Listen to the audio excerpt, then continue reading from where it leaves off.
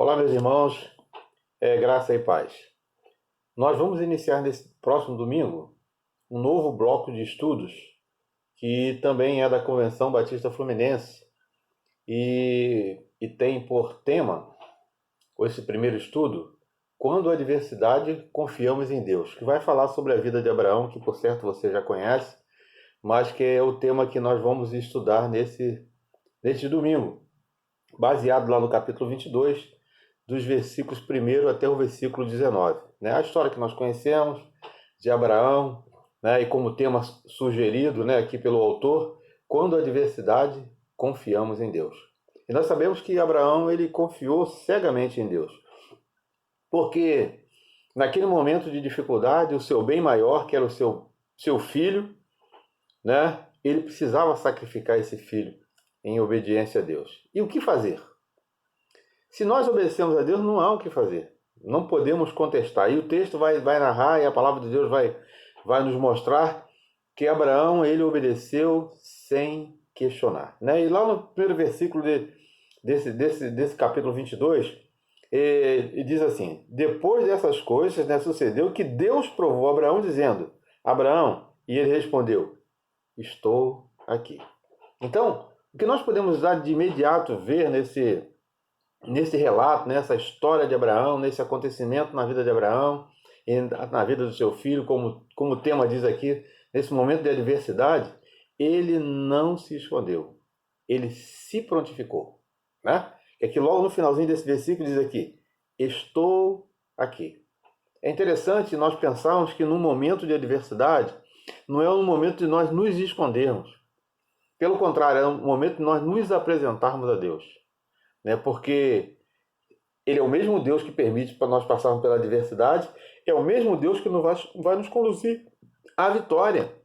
Né? E não foi diferente aqui na vida de Abraão. No versículo 2 ele vai dizendo aqui: Deus prosseguiu: toma agora o teu filho, Isaque, a quem amas, e vai à terra de Moriá e oferece ali holocausto sobre um dos montes que te mostrarei. Fica imaginando, né, como foi esse impacto de Abraão recebendo essa notícia. Como deve ter ficado o coração de Abraão. Né? Ele se prontificou: Senhor, eu estou aqui. E Deus falou assim: olha, vai lá e sacrifica o seu filho. Né? Imagina, né, como o coração de um pai e o filho aqui, e Deus aqui fala: o filho que você ama. Né? Ele prossegue dizendo: e Abraão levantou-se de manhã cedo, preparou o jumento, tomou, e vai dizendo aqui nesse versículo, no finalzinho desse versículo diz assim, na última parte: e tendo cortado lenha para o holocausto, partiu para o lugar que Deus lhe havia de mostrar. Quer dizer, ele nem sabia para onde ia. Nem perguntou: Senhor, por que você quer que eu sacrifique meu filho? Senhor, para onde eu vou? Como eu devo proceder? Ele, né, pelo que entende aqui na narrativa do texto, ele não falou com ninguém, ele se colocou como que: estou aqui, Senhor, e tomou para ele essa resolução que Deus havia colocado nos seus ombros. Ele vai dizendo aqui, né? E no terceiro dia Abraão levantou os olhos e viu o lugar longe. Então, olha só, não foi pertinho não, né? Imagina ele andando esses 3 dias remoendo com isso no seu coração, né? Ele deve ter se perguntado para ele mesmo, né? Poxa, por que Deus quer isso de mim? Por que Deus quer que eu sacrifique o meu filho? Né? Então foi 3 dias ele passando por esse momento de angústia, esse momento de adversidade, esse momento de dor. Diz aqui: no terceiro dia levantou os olhos e viu o lugar de longe. Então Abraão disse a seus servos: ficai aqui com o jumento, e eu e o moço iremos até lá, e depois de adorar voltaremos. Né? Então o que a gente pode também tirar até aqui? Que mesmo no momento de adversidade, Deus não está procurando qualquer pessoa, mas ele está procurando adoradores. Porque adorar em meio a momentos fáceis é tranquilo. Né? Eu costumo dizer: você está com a geladeira cheia, seu pagamento está lá no banco, né? Você não deve nada para ninguém, é uma maravilha, Deus é bom, Deus é maravilhoso. Né? Enfrenta uma enfermidade, perde um ente querido da sua família, né? Uma situação que você é posto à prova. Aí é que estão os verdadeiros adoradores. E aqui, Abraão disse aqui: olha, fica aí que eu vou ali adorar e voltaremos. Olha só a confiança. Ele ia para sacrificar o seu filho. Ele não dizia assim: eu vou lá e eu vou voltar. Ele dizia: voltaremos. Né? Eu não sei se ele disse isso consciente, se foi inconsciente, que o texto não narra especificamente, mas ele sabia exatamente que Deus havia de providenciar, né? Então diz aqui no versículo 5, então Abraão disse aos seus servos, né? Fica aí que eu vou lá adorar e vou voltar, e voltaremos, melhor dizendo. E Abraão pegou a lenha, o holocausto, colocou sobre Isaque e levou o fogo e a faca e foram caminhando juntos. Olha só que dor, como eu falei, no coração desse pai.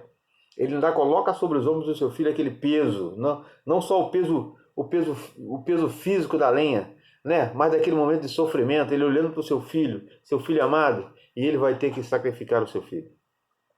Então a gente leva a pensar também que muitas das vezes, né, Deus requer de nós que nós temos que nos dispor de nós mesmos. Precisamos abrir mão de alguma coisa muito preciosa para podermos adorar a Deus. Porque às vezes ficamos presos a alguma coisa que às vezes é tão precioso para a gente que nós não damos espaço para a adoração a Deus. Mas Abraão fez exatamente o contrário, como muitos de nós, eu acho que nós faríamos, né? Então aqui no versículo 7 é o seguinte, então Isaque disse a Abraão, meu pai, e respondeu Abraão, estou aqui, meu filho. Isaque perguntou, o fogo, a lenha estão aqui, mas onde está o cordeiro para o holocausto? Aí mais uma facada, uma pontada no coração desse pai, né? E ele sabendo que o cordeiro a ser imolado era o seu próprio filho, né?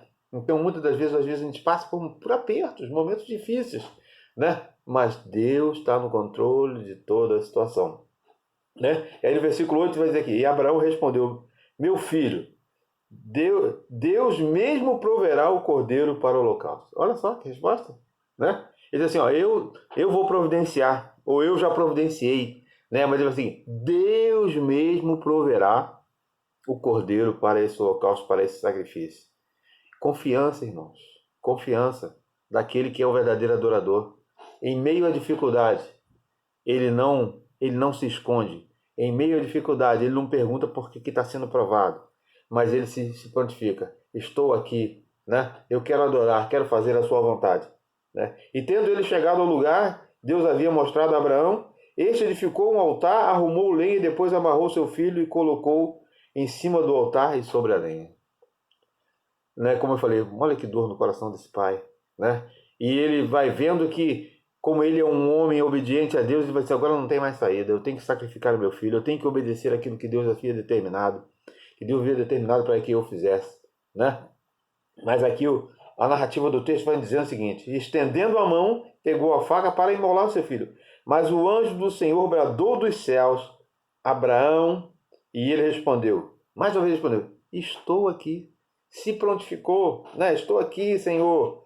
Então o anjo disse, não estenda a mão contra o moço, não te faças mal, nada, pois agora sei que temes a Deus.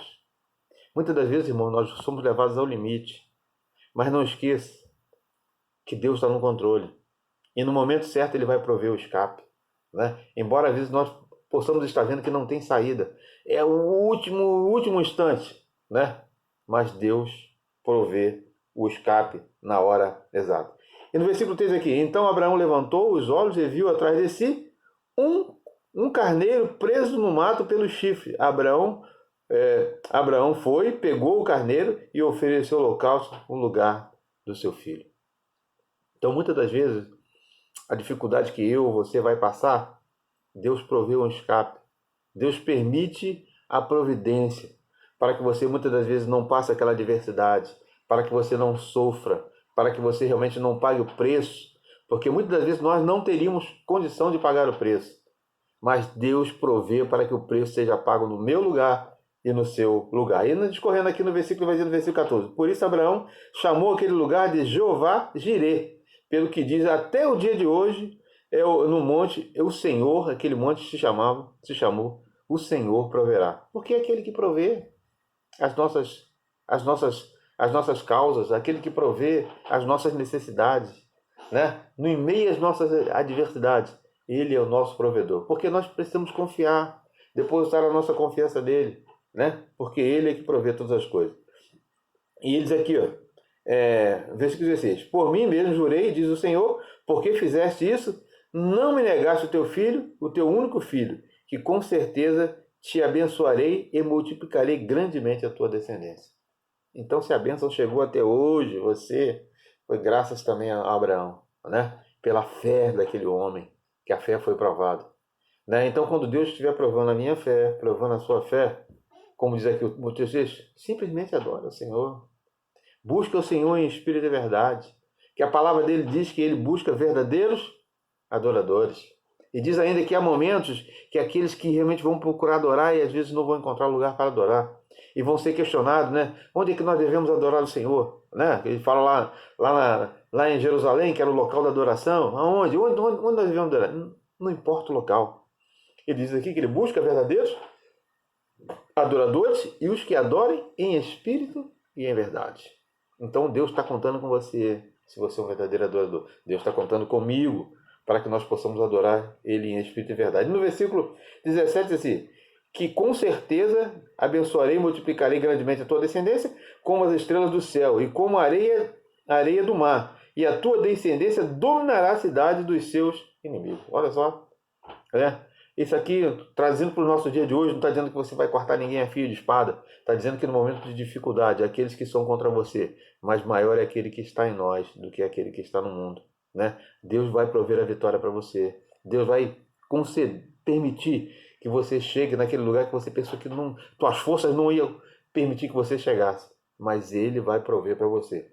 E aqui no versículo 18 diz, e todas as nações da terra serão abençoadas por meio da tua descendência, pois obedeceste a minha voz.